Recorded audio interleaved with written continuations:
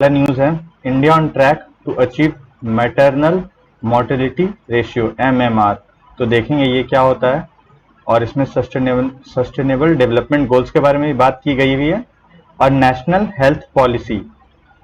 तो देखते हैं कि इसमें न्यूज क्या है। तो देखिए पहले SDG जो UN के द्वारा दिया गया है, no poverty, zero hunger, good health and wellbeing, quality education, gender equality, clean water and sanitation, affordable and clean energy. तो इस तरह करके 17 SDGs दिए हुए हैं। तो आपका तीसरे नंबर पे आप देख सकते हैं गुड हेल्थ एंड वेलबींग, तो इससे जुड़ी हुई बात है। तो ये paper general studies 2 governance constitution polity, तो ये आप देख लीजिए ministry of health and family welfare, तो इसके थ्रू ये आया है। इसमें क्या न्यूज था, तो मैंने बताया MMR, इस पे फोकस करेंगे कि अचीव कर लिया है हमने MMR टारगेट, जो कि SDG में कहीं ना कहीं मेंशन है यूनाइटेड नेशंस में। और ये आपने देखा नेशनल हेल्थ पॉलिसी, तो आइए देखते हैं। तो मैंने बता दिया पहले ही आपको कि SDG थर्ड वाला जो गोल है वो आपका क्या है, गुड हेल्थ एंड वेलबींग। तो इसमें देखिए गुड हेल्थ एंड वेलबींग, तो MMR यानी मैटरनल मोर्टेलिटी रेशियो। तो एक बार जान लेते हैं मैटरनल मोर्टेलिटी रेशियो होता क्या है। तो ये देखिए मैटरनल मोर्टेलिटी रेट या रेशियो, तो ये क्या है, number of maternal death in a given period per population of women who are of reproductive age, maternal death upon women of reproductive age। तो ये इसका फॉर्मूला होता है। तो देखते हैं इसमें, तो वही हो गया डेफिनेशन इसका। तो अब इसमें देखिए इसमें क्या है कि इसमें बोला गया है कि हम 3 से 5 स्टेट, क्या हो गया, 5 स्टेट जो है इसने इंडिया में इसने गोल को अचीव कर लिया है। तो किसने किसने अचीव किया है, sustainable development goal in this section achieve by Kerala, Tamil Nadu, Maharashtra, Telangana and Andhra Pradesh. तो ये आपको देखने मिलेगा, ये जो मैंने लिखा हुआ मेंशन किया हुआ है, हमारा टारगेट क्या है 2030 तक इसे घटा के 70 कर देना है, 70 लोअर देन लेस देन 70 कर देना है। तो आप ये देख सकते हैं यहाँ पे कि ये आपका देखिए आंध्र प्रदेश का एक जगह है अनंतपुरामू, वहां का है। तो वहां अभी 18-19 में 33 हो चुका है, तो ऑलरेडी वहां रेट अचीव हो चुके हैं। और इंडिया में देख लेते हैं, यहाँ पहले 254 था, उसके बाद 2007-2009 के बीच में 212 हुआ, उसी तरह 14-16 के बीच 130 हुआ है। ये आपका नीति आयोग ने जारी किया हुआ था इसके बारे में। तो इसमें देखते हैं और क्या बोला गया था, तो ये तो बता दिया मैंने। इसके बाद ड्यू टू प्रोग्राम लाइक जनानी शिशु सुरक्षा कार्यक्रम एंड जनानी सुरक्षा योजना, तो ये किसके कारण हो पाया है, देखिए नेशनल हेल्थ पॉलिसी के अंदर ये सब आता है, जनानी शिशु सुरक्षा कार्यक्रम, जनानी सुरक्षा योजना, और उसके बारे में भी डिस्कस करेंगे। ये देखिए जनानी सुरक्षा योजना, तो ये क्या है आपका, इसके अंदर क्या मिलेगा आपको, इसके अंदर कहीं ना कहीं मिल रहा है आपका कैश असिस्टेंस मिलता है, integrated with delivery and post delivery, यानी ड्यूरिंग द डिलीवरी पीरियड यानी प्रेगनेंसी पीरियड, और उसके बाद आफ्टर प्रेगनेंसी क्या मिलता है आपको, कैश असिस्टेंस मिलता है पुअर प्रेग्नेंट वुमेन को, because every pregnant women deserves care. तो ये हो गया जनानी सुरक्षा योजना। उसी तरह जनानी शिशु सुरक्षा कार्यक्रम, इसमें क्या है आप देख लीजिए, ये नेशनल हेल्थ मिशन NHM जो मैंने बताया उसके अंतर्गत आता है। तो इंडिया न्यूबॉर्न एक्शन प्लान, स्वस्थ भारत, न्यूबॉर्न केयर वीक, ये देखिए क्या है इसमें, फ्री डिलीवरी, सीजेरियन सेक्शन अगर होगा तो ये क्या होगा, सी सेक्शन जो होता है उसमें कहीं ना कहीं फ्री डिलीवरी का प्रबंध किया गया हुआ है। फ्री एश्योर्ड एम्बुलेंस सर्विसेज दी हुई है। Similar facilities extended to infants up to year old, और free drug diagnostic and blood transfusion. तो ये भी देख लिया हमने, ये भी कवर कर लिया। अब देखते हैं इसमें और नया इनिशिएटिव क्या आया है। तो नया इनिशिएटिव क्या है आपका, लक्ष्य labour room quality improvement initiative और PM सुरक्षित मातृत्व अभियान सुमन। तो इसमें क्या है, Surakshit Matritva Abhiyan Suman, zero cost to pregnant women, यानी जो भी प्रेग्नेंट वुमेन होंगी तो उन्हें फ्री चेकअप मिलेगा, सप्लीमेंट्स मिलेगा, जैसे फॉलिक एसिड वगैरह मिलता है, उसके बाद फिर फॉलिक एसिड टैबलेट्स वगैरह मिलता है, अर्ली वैक्सीनेशंस मिलेंगे। तो ये सारा प्रोग्राम इनिशिएटिव लाया गया है। तो कहीं ना कहीं SDG में जो गोल था वो हम 5 स्टेट में अचीव कर चुके हैं, 70 के नीचे कर चुके हैं। तो आइए अगले न्यूज पे चलते हैं। तो अगला न्यूज जो हमारा क्या है, ये आपका यूनियन मिनिस्टर डॉक्टर जितेंद्र, देखिए इंपॉर्टेंस में क्या है, PM award for excellence in public administration. तो इसमें और देखते हैं कि गवर्नेंस की बात की गई है विद सिटीजन पार्टिसिपेशन। तो आइए इस न्यूज में देखते हैं क्या बात की गई है। तो ये दिया गया है ministry of personnel public grievances and pension के द्वारा PM's award for excellence in public administration. तो ये क्या किया, रिवैम्प किया गया है, यानी दोबारा से इसको थोड़ा ट्यून अप किया गया है to recognise the performance of the district collector towards outcome indicator, economic development, people's participation and redressal of public grievances, यानी जो लोगों की प्रॉब्लम होगी उनको कितना रिड्रेस किया गया, कितना उनका सुनवाई किया गया, देखा गया उनकी तरफ। फिर इसमें क्या, इसके वजह से क्या हो रहा है, देखिए कहीं ना कहीं अगर ये सारा चीज इंप्लाई किया जाएगा, लगाया जा रहा है, तो आपको क्या मिल रहा है, मिनिमम गवर्नमेंट, यानी अब गवर्नमेंट जो ऊपर से रेगुलेशंस दे रही है उससे क्या यहाँ हो रहा है, मैक्सिमम गवर्नेंस, यानी जो रूल्स एंड रेगुलेशन बन रहे हैं उनका कहीं ना कहीं रूट तक फायदा आपको देखने मिलेगा इसमें। तो इसमें क्या है, देखिए नॉमिनेशन इन 4 मेजर कैटेगरीज, ये जो आपका एक्सीलेंस में जो क्या होगा, आपका अवार्ड दिया जाएगा, ये मेजर 4 कैटेगरीज में दी जाएगी। District performance indicator, innovation general category, उसके बाद एस्पिरेशनल डिस्ट्रिक्ट प्रोग्राम, उसके बाद एक नमामि गंगे, इसमें नमामि गंगे वाला जो ये आगे डिस्कस करेंगे, 57 गंगा डिस्ट्रिक्ट्स। इसमें क्या है, फॉर एस्पिरेशनल डिस्ट्रिक्ट प्रोग्राम में क्या होगा, जिसमें सोशल एंड इकोनॉमिकल बैकवर्ड जो डिस्ट्रिक्ट है अराउंड 115 डिस्ट्रिक्ट, तो इनको क्या किया जाएगा, इंप्रूव किया जाएगा। और सेपरेट अवार्ड कैटेगरीज मिलेगा किनको, innovation at national, state and district level. ये पीरियड कब से कब तक का अवार्ड का जो पीरियड रहेगा, 1 अप्रैल 2018 से लेके 31 मार्च 2020 तक नॉमिनेशंस यानी कंसिडर किए जाएंगे लोगों को। अगला जो मैंने बोला था नमामि गंगे की बात कर लेंगे, नमामि गंगे। तो देखिए इसको ऐड किया गया है, जैसा पहले न्यूज में था, पब्लिक एडमिनिस्ट्रेशन स्कीम में ऐड किया गया है। तो इसमें देख लेते हैं। तो पहले जान लेते हैं नमामि गंगे के बारे में। तो नमामि गंगे क्या है, नमामि गंगे प्रोग्राम क्या था, ये आपका इंटीग्रेटेड कंजर्वेशन मिशन था, एक फ्लैगशिप प्रोग्राम था यूनियन गवर्नमेंट का 2014 में, और 20,000 करोड़ का बजट था।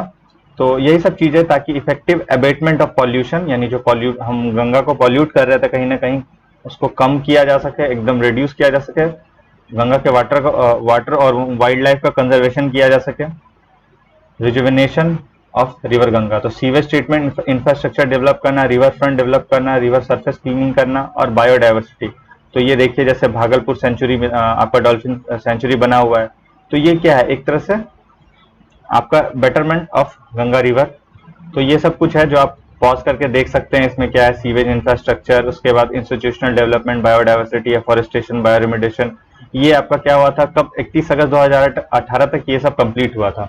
ये किसके अंदर आता है, ये आता है आपका national mission for clean Ganga, Namami Gange. अब अगले न्यूज पे आ जाते हैं हमारे, इकोसॉक। तो कल ही ये बात हुई थी, कल के पीआईबी एनालिसिस में बात हुई थी कि पीएम डिलीवर करने वाले थे अपने इकोसॉक में हाई लेवल मीटिंग, जिसमें बात करने वाले थे मल्टीलैटरलिज्म पे। तो बायलैटरलिज्म, मल्टीलैटरलिज्म ये कल के सेशन में डिस्कस हो चुका है।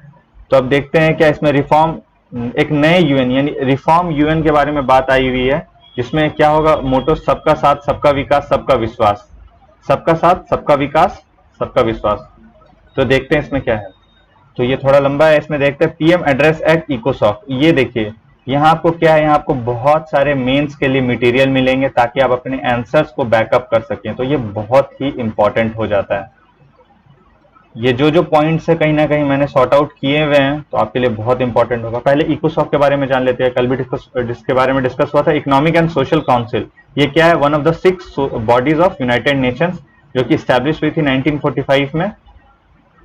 तो उसके बाद यहाँ देख लेते हैं 110 मिलियन हाउस होल्ड।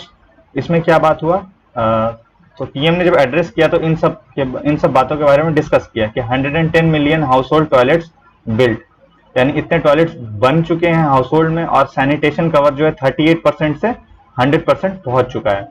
और इस अगला था वुमेन एम्पावरमेंट पे। इसमें देखिए इसमें बहुत सारी बातें आई थी कि देखिए एलिमेंट्री और सेकेंडरी एजुकेशन में तो पहले बच्चियां स्कूल नहीं जा पाती थी, लड़कियां, तो अब लेकिन जेंडर पैरिटी कहीं ना कहीं अब थोड़ा समानता मिल रहा है और बच्चियां भी स्कूल जा रही हैं। उसी तरह देखिए 70 million women in rural India are part of self help groups under livelihood mission. तो जैसे देखिए कि आपका वो कॉटन इंडस्ट्रीज, तो कहीं ना कॉटन इंडस्ट्रीज को दोबारा रिजोनोवेट किया गया है ताकि वहां पे और फीमेल वगैरह एम्प्लॉय किया जाए, तो वो भी क्या है आपका लाइवलीहुड मिशन, इनसे उनकी आजीविका चलती है। Women's over a million are elected representative. तो आपने देखा ही होगा, आप सबने देखा होगा शायद पंचायत सीरियल, तो उसमें देखा ही होगा कि कहीं ना कहीं वुमेन में खुद ब खुद एक बूस्ट आ रहा है और वो जैसे इलेक्टेड रिप्रेजेंटेटिव के तौर पे जा रही हैं, तो वहाँ उनका कहीं ना कहीं एक नेम से वो उन्हें सेल्फ बूस्ट मिल रहा है। तो ये हो गया वुमेन एम्पावरमेंट का बात। उसके बाद देख लेते हैं use of technology in financial institution. तो देखिए इसमें एक बहुत इंपॉर्टेंट चीज आएगा, जैम ट्रिनिटी। तो यहाँ देखते हैं 400 million banks account for unbanked. ये तो पता ही है आपको, कैसे जनधन बैंक अकाउंट के थ्रू हुआ था। यूआईडी नंबर, ए बैंक अकाउंट, ए मोबाइल कनेक्शन। तो ये जो मैं बात कर रहा था जैम ट्रिनिटी, तो जनधन बैंक अकाउंट, एक आधार नंबर यानी UID number, unique identity number, उसके बाद मोबाइल नंबर। ये तीन चीज कहीं ना कहीं अभी बहुत सारे लोगों के पास, यानी जो 400 मिलियन लोग जो पहुंचे हैं उनके पास अवेलेबल हुआ। DBT made easy. तो देखिए अब इनके पास क्या होता है, इनके सीधा खाता में डायरेक्ट बेनिफिट ट्रांसफर कर दिया जाता है। फूड सिक्योरिटी प्रोग्राम ये पहुंचा कितने लोगों के पास, 813 मिलियन लोगों के पास एट ग्रास रूट लेवल तक ये पहुंचा। और इसका कॉन्स कहीं ना कहीं देखिए, अभी तो हम अच्छी चीजों के बारे में बात कर रहे हैं और हमेशा जैसे जो प्रेजवर्दी बातें हैं वो आती रहती हैं, लेकिन इसमें एक कॉन्स का भी आपको मिलेगा। तो ये बहुत चीज है कि प्रधानमंत्री जन धन योजना जो था उसमें बहुत सारे अकाउंट कैसा डिफंक्ट यानी डिफंक्शनल हो चुका है, वो ऐसे ही बस कुछ पैसे भी नहीं पड़े हैं, बस खुला हुआ है खाता। इसमें और क्या बताया था पीएम ने, housing for all, every Indian will have a safe and secure roof overhead by 2022। तो सब लोगों के पास एक छत होगी, एक पक्के का मकान होगा। इसके देखिए Indian completing 75 year of independence. तो क्या हो गया 2022 में क्या होने वाला है, तो हम 75 साल अपने आज़ादी का मनाएंगे। तो उस समय लगभग जैसा गवर्नमेंट ने टारगेट किया है कि सबको सेफ एंड सिक्योर घर मिल जाएगा। उसके बाद देखिए आयुष्मान भारत। तो आयुष्मान भारत में क्या बात आई थी, ये world's largest health protection programme है। इसमें कवर्स 500 मिलियन इंडिविजुअल्स, कम से कम 500 मिलियन इंडिविजुअल्स को ये कवर कर रही है। और अभी आपका 2025 तक क्या है, टीबी रिमूव करने का हमने लक्ष्य ठाना हुआ है। उसके बाद सोलर एनर्जी, देखिए सोलर एनर्जी यानी रिन्यूएबल एनर्जी का जो पार्ट है 450 गीगावाट ऑफ रिन्यूएबल एनर्जी 2022 तक हम प्रोड्यूस करना स्टार्ट कर देंगे।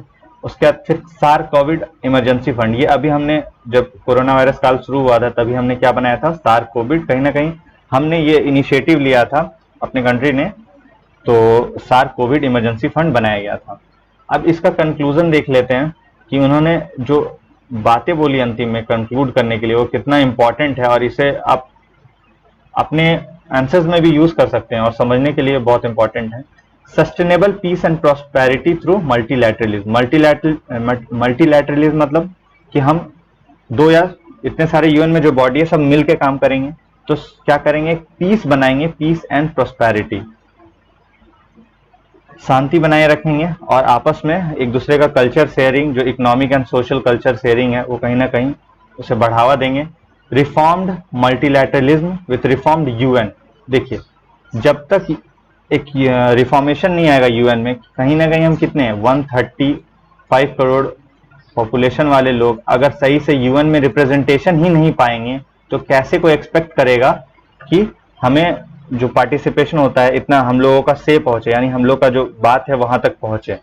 तो एक रिफॉर्म यूएन का कहीं ना कहीं बहुत ही जरूरत है। फिर human centric globalisation. Rebirth and reform is the need of the hour due to pandemic's fury. ये आप बहुत ज्यादा यूज कर सकते हैं कि rebirth and reform is the need of hour due to pandemic's fury. तो इसमें सारी बातें हो चुकी है, बातें अगले न्यूज पे। फाइनेंस कमीशन के द्वारा ये आया है, देख लीजिए। Finance commission holds meeting with MOHUA, ministry of housing and urban affairs. तो इसमें देखते हैं क्या बातें हुई है। प्रॉपर्टी टैक्सेशन का बात हो रहा है।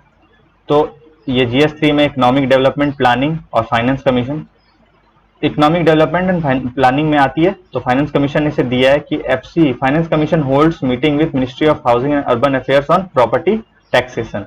तो क्या इश्यूज बताया, फाइनेंस कमीशन की तरफ से इश्यूज जो बताए गए वो था क्या, फाइनेंस कमीशन ने रिकमेंड किया था कि अर्बन लोकल जो बॉडी है टैक्सेशन नीड्स रिफॉर्मेशन। तो यहाँ क्या है, जो टैक्स कलेक्टर है वहां पे कहीं ना कहीं और नए रूल्स और स्ट्रिक्ट रूल्स लाने पड़ेंगे और रिफॉर्मेशन जरूरत है। प्रॉपर्टी टैक्स नीड्स री इवेल्यूशन। तो देखिए बहुत सारा आप सुनते होंगे कि ऐसा ऐसा प्रॉपर्टी है, मतलब एक इंसान के पास बहुत सारा प्रॉपर्टी है और कहीं ना कहीं वो ऐसे दबा पड़ा हुआ है, लोग छुपा के बैठे हुए हैं, कुछ कुछ ज्यादा पैसे वाले लोग। तो कुछ ना कुछ रूल्स एंड रेगुलेशन में चेंज लाना पड़ेगा। और इनकम्प्लीट प्रॉपर्टी रजिस्ट्रेशन, तो बहुत सारे ऐसे प्रॉपर्टीज हैं जो जिनका रजिस्ट्रेशन नहीं हुआ है और वहां से क्या हो रहा है, प्रॉपर्टी जो टैक्सेशन है वो प्रॉपरली हम उसे एक्सट्रैक्ट नहीं कर पा रहे हैं। तो अब आते हैं इसके सॉल्यूशन पे। जो उसने सॉल्यूशन दिया, फाइनेंस कमीशन ने रिकमेंड किया कि कलेक्ट करो एक relevant data, value of assessment, valuation of assessment. यानी देखिए क्या करना है वैल्यूएशन और असेसमेंट में, यानी हम पता लगाएंगे कि अभी उसका रियल वैल्यू कितना है और एसेस करेंगे, जानेंगे उसके बारे में कि और क्या क्या चीज इससे एक्स्ट्रा किया जा सकता है। टैक्स रेट को मॉडिफाई करेंगे, टैक्स कलेक्ट करेंगे प्रॉपरली और रिक्विजिट ओवरसाइट। उसके बाद आते हैं सेपरेट, इसमें कहा बोला गया था कि सेपरेट ग्रांट दिया जाना चाहिए अर्बन पब्लिक हेल्थ इंफ्रास्ट्रक्चर को, जो कि ministry of health and family welfare के अंदर आती है। और सेपरेट ग्रांट दिया जाना चाहिए एम्बियंट एयर क्वालिटी। तो देख ही रहे हैं एयर क्वालिटी कितना बद से बदतर हो जाता है, और खासकर जब पराली या फिर फॉडर क्रॉप्स जो जलाने वाला चीज आता है, और नहीं तो दिवाली के समय कि उसके आसपास आपका बहुत बुरा हाल हो जाता है। तो सिटीज में कहीं ना कहीं एक्स्ट्रा ग्रांट दिया जाना चाहिए। अब आते हैं अपने अगले न्यूज पे। तो इसमें क्या है, ministries of heavy industries and public enterprises, इसने क्या बताया, ऑटोमोटिव टेक्नोलॉजी ई पोर्टल। तो देखिए आई कैट का एक बात होगा, international centre of automotive technology. तो बस ये इसमें ये बताया जा रहा है कि विजन है आत्मनिर्भर भारत के लिए कहीं ना कहीं। तो इसमें देखते हैं क्या है, ऑटोमोटिव टेक्नोलॉजी ई पोर्टल, ये बता ही दिया मैंने, by ministry of heavy industries and public enterprise. इसमें एक आएगा आपका क्या, फ्रॉम आई कैट, किसने दिया, international centre of automotive technology. ये क्या करती है, प्रमोट करती है इनोवेशन को, रिसर्च एंड डेवलपमेंट को कहीं ना कहीं बूस्ट करती है, इंफॉर्मेशन एक्सचेंज को प्रमोट करती है। कि जो जैसे बात हो रही थी इंडस्ट्रिया एकेडमिया, यानी इंडस्ट्रीज कहीं ना कहीं वो भी आएगी, और जिनके पास एकेडमिक रिसर्च है या जो रिसर्च कर रहे हैं वो अपना नॉलेज देंगे और इंफॉर्मेशन एक्सचेंज होगा। तो ये क्या रहेगा आपका, ये one step solution for Indian automobile industry. तो मतलब जैसे कि एक सिंपल सा बात ले लीजिए कि कुछ प्रॉब्लम आ रहा है, मान लीजिए किसी गाड़ी में वाइब्रेशन का इशू आ रहा है और सक्सेसफुली उसमें हम एफिशिएंट नहीं बन पा रहे हैं, तो क्या करेंगी, जो कंपनीज है वो जाएंगी, ऐसे पहले कॉलेजेस जाती थी, वहाँ रिसर्च वर्क वहाँ से डिराइव करती थी। तो अब एक क्या हो गया, इंटरनेशनल सेंटर ऑफ बन गया है जहाँ पे इंफॉर्मेशन प्रॉपरली एक्सचेंज किया जा सकता है। एस्पायर पोर्टल, ये आपका एक पोर्टल है जो ऑटोमेटिव इनोवेशन को सपोर्ट करता है। आइए अगली न्यूज की तरफ चलते हैं। Ministry of environment forest and climate change की तरफ से आया है, इको सेंसिटिव जोन के बारे में बात हो रहा है। ZMP जोनल मास्टर प्लान बनाया जा रहा है, इसको अप्रूवल मिल चुकी है, भागीरथी इको सेंसिटिव जोन। तो इको जो आपका क्या था, इको सेंसिटिव जोन। तो ये क्या है, देखिए इसमें क्या, areas within 10 kilometre of protected areas, national park and wild life sanctuary. जैसे मान लीजिए क्या है, ये आपका एक वाइल्ड लाइफ सेंचुरी है ऐसा करके, तो इसके अराउंड जो आपका 10 किलोमीटर का जो एरिया है, ये क्या है आपका इको सेंसिटिव जोन। सिंपल सा बात। उसके बाद देखिए इसमें क्या होता है, इसको कौन बताता है कि ये इको सेंसिटिव जोन है, ठीक है। तो ये आपका इन्वायरमेंट प्रोटेक्शन एक्ट के थ्रू 1986 में आया है, और इसमें बताया जाता है कि इतना जो एरिया आपका किसके अंदर है, वो आ रहा है आपका इकोनॉमिक इको सेंसिटिव जोन में आ रहा है। उसके बाद देखिए तो ये बताता है आपका MOEFCC यानी ministry of environment forest and climate change. इसका बेसिक एम क्या है, रेगुलेट करता है certain activities around this region यानी in this region due to fragile ecosystem. तो जैसे मान लीजिए अब for an example Kaziranga national park है, अब उसके आसपास वहाँ इंडस्ट्रीज या कुछ और कंपनीज या वहाँ के पीपल, कुछ ट्राइबल पीपल या वहाँ जो रह रहे हैं लोग, वो कुछ एक्स्ट्रा वर्क करने लगे, तो उससे क्या होगा, जो वहाँ इंडेमिक यहाँ वहाँ पे जो पहले से भी एंडेमिक स्पीसीज हैं, तो उन्हें क्या हो जाएगा, कहीं ना कहीं प्रॉब्लम होगा, और इस वजह से इस चीज पे बहुत ही ध्यान देना जरूरी है। जैसे कि अभी देख लीजिए, ये आपका एक न्यूज था इको सेंसिटिव जोन एरिया का, 2018 में ये पहले न्यूज में आया था। तो उस समय क्या था कि आपका बांदलपुर नेशनल पार्क के अराउंड क्या था कि इको सेंसिटिव जोन एरिया जो है करेंटली नोटिफाई किया गया था। तो ये तो बहुत पुराना न्यूज है। तो देखिए क्यों ऐसा, देखिए high population of wild elephant था वहां, तो उसको कंजर्व करना था, तो इससे उसे क्या जोन डिक्लेयर कर दिया गया, इको सेंसिटिव जोन। तो इसमें देखते हैं क्या हुआ। अभी भागीरथी का बात हो रहा था, तो भागीरथी क्या है, तो आप देखिए एक भागीरथी, अलकनंदा, देवप्रयाग में आके क्या करती है, ये आगे गंगा कहलाती है, इधर भागीरथी, इधर अलकनंदा, ये रहा आपका देवप्रयाग। तो गौमुख से लेके उत्तर काशी तक, ये जो इको सेंसिटिव जोन की बात हो रही है, कहां से कहां, गौमुख से लेके उत्तर काशी तक। यहाँ क्या किया जाएगा, keep views of requirement of local people without affecting their rights and privileges. मतलब कि देखिए हमने बोल दिया कि हाँ जो गंगा के पास रहते हैं उन्हें ये प्रोटेक्शन लेना चाहिए, उन्हें ये सब चीज नहीं करना चाहिए, लेकिन कहीं ना कहीं उनका भी कुछ राइट्स है, क्योंकि उन्हें भी क्या करना है, इंश्योर करना है उनका लाइवलीहुड। तो उनका भी कुछ राइट एंड प्रिविलेजेस है, तो वो उन्हें उनका इफेक्ट नहीं होना चाहिए, और कहीं ना कहीं आपका गंगा भी प्रोटेक्शन होना चाहिए। इको फ्रेंडली डेवलपमेंट, तो इससे क्या होगा, आपका इको फ्रेंडली डेवलपमेंट का साथ मिल पाएगा। और एक देखिए आपका चार धाम परियोजना, ये ऑलरेडी रन कर रहा है, ठीक है, तो ये इसके बारे में भी आएंगे चार धाम परियोजना पे। अभी देख लेते हैं ZMP का बात हो रहा था, यानी जोनल मास्टर प्लान, ये क्या इंप्लीमेंट किया जाएगा, और ZMP किस पे बेस्ड है, तो वाटरशेड अप्रोच। तो ये इंक्लूड करता है गवर्नेंस को इन एरियाज ऑफ जैसे irrigation, energy, tourism, road infrastructure. तो जोनल मास्टर प्लान, उस जोन का जो एक प्लान होगा in relation to irrigation, energy, tourism, तो ये इंप्लीमेंट करता है। तो बात हो रही थी और चार धाम की, तो देखिए चार धाम पे जो ये हाईवे बना है, यमुनोत्री, गंगोत्री, केदारनाथ, बद्रीनाथ, और एक और ये पिथौरागढ़ से लेकर टनकपुर, ये जो देख रहे हैं, तो ये रहा आपका धरासूर, ऋषिकेश, रुद्रप्रयाग। तो यहाँ रही यमुनोत्री, यहाँ गंगोत्री, ये देखिए केदारनाथ। तो ये आपका क्या है, 12,000 करोड़ का प्रोजेक्ट था, तो ये देख सकते हैं। तो ये चार धाम परियोजना हाईवे परियोजना थी, कनेक्टिविटी इंक्रीज करने के लिए उनके बीच।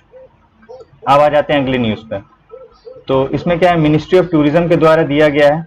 इसमें देखिए वेबिनार जो अभी चल रहा है, अब तो सेमिनार पॉसिबल नहीं है क्योंकि सारे लोग एक जगह नहीं बैठ सकते हैं ऑफलाइन, तो ऑनलाइन ही आजकल सेमिनार हो रहा है जिसे हम वेबिनार कह रहे हैं। इसमें बात हो रहा है क्रॉस बॉर्डर टूरिज्म के बारे में। क्रॉस बॉर्डर, देखिए हमें हमेशा हम सुनते आ रहे cross border terrorism, cross border ये, लेकिन पहली बार बात सुन रहे हैं क्रॉस बॉर्डर टूरिज्म। टूरिज्म यानी हम अपने टूरिज्म इंडस्ट्री को बूस्ट करेंगे, लेकिन किस चीज में, बुद्धिस्ट पिलग्रिमेज में। तो देखते हैं इसमें क्या है इनिशिएटिव, सेवरल इनिशिएटिव लिया जाएगा। देखिए तो ये आपका किसके अंदर आता है, GS section 1 Indian heritage and culture के अंदर आता है। मिनिस्ट्री ऑफ टूरिज्म ने बताया है कि वेबिनार ऑन, क्या लिया उसने, webinar on cross border tourism. तो देखते हैं इसमें क्या है, several initiative for development and promotion of Buddhist site in country.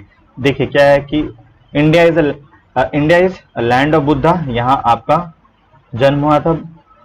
तो इसमें क्या है, अभी यहाँ पे जो ये जहाँ इतने सारे पिलग्रिमेज साइट है, वहां पे लोगों को और आना चाहिए, बट कुछ ना कुछ कहीं ना कहीं पॉलिसी और प्रमोशन के वजह से बहुत ज्यादा प्रमोशन नहीं मिल पाया है। तो हम टूरिज्म इंडस्ट्री को इस सेक्टर में डेवलप करेंगे, तो उसके लिए करेक्टिव मेजर्स लेने पड़ेंगे। तो यह क्या कर रहे हैं, देखिए गवर्नमेंट ऑफ इंडिया कुछ टाइम में डिक्लेयर कर देगी इंटरनेशनल एयरपोर्ट कुशीनगर एयरपोर्ट को। तो अब हम लॉर्ड बुद्धा से जुड़े हुए चीजों को देख लेते हैं, एक बार थोड़ा रिवाइज कर लेते हैं। 563 BC में उनका बर्थ हुआ लुम्बिनी नेपाल में। 548 BC में उनकी शादी हुई कपिलावस्तु साक्या क्लैन में। उसके बाद फिर देखिए 534 BC क्या है, यहाँ पे उन्होंने अपना घर त्यागा था और राजगृह जो आज का राजगीर है उधर की ओर प्रस्थान किया था। 533 BC में वो क्या मेडिटेशन कर रहे थे, और इस दौरान 5 सेंट्स के साथ उनकी मुलाकात हुई, और फिर कुछ कुछ स्टोरीज हैं जो कभी मैं कोई एक डेडिकेटेड वीडियो में शेयर कर दूंगा। 528 बीसी में अवेकनिंग, यानी उन्हें क्या मिला, इनलाइटनमेंट। वो कहाँ मिला, निरंजना तट के पास में, बौद्ध गया में, और बौद्धि ट्री के नीचे। 528 बीसी में क्या हुआ, उन्होंने पहला सरमन यानी पहला टीचिंग डिलीवर किया, बताया, सारनाथ वाराणसी में। और 483 बीसी में क्या हुआ, निर्वाणा या महापरिनिर्वाण। तो आज बुद्ध भगवान की बात हो रही थी तो उन्हीं से जुड़ी हुई बात कर लेते हैं। ये देख सकते हैं, ये बोध गया का फोटो है। तो अब देखिए, वो हमेशा कहते हैं, उनका एक प्रीचिंग है, do not dwell in the past, यानी पुराने में खोए मत रहो। Do not dream of the future, बहुत आगे का भी देख के ख्याली पुलाव मत पकाते रहो। Concentrate the mind on the present, यानी जो अभी जान रहे हो, जो अभी पढ़ रहे हो, जो अभी सोच रहे हो, उस पर फोकस करो, क्योंकि अभी से ही फ्यूचर अच्छा होगा। ये सब हम सभी जानते हैं, लेकिन कहीं ना कहीं हमें रोज